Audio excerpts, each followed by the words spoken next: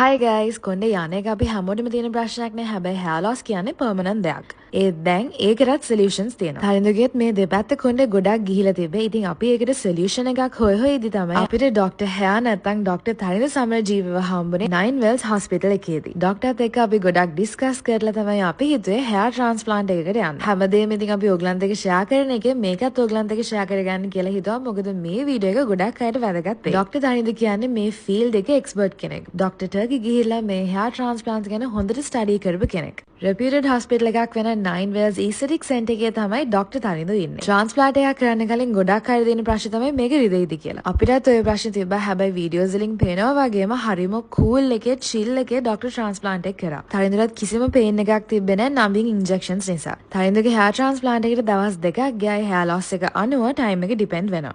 මේ වගේ දෙයක් කරන්න කලින් අනිවාර්යෙන් අපි හැමෝටම ප්‍රශ්න ගොඩක් තියෙනවා. මේක කරන්නේ කොහොමද? කොණ්ඩේ වැවේද? කොණ්ඩේ කොහොමද බලාගන්නේ? ඉතින් ඒ ඕනම දෙයක් ඩොක්ටර් තනින්දුත් එක්ක කතා කරලා ඩිස්කස් කරලා දැනගන්න පුළුවන්. දැන් ඔයගලන්ට පේන්නේ ගලවපු grafts ටික හිටවන එක.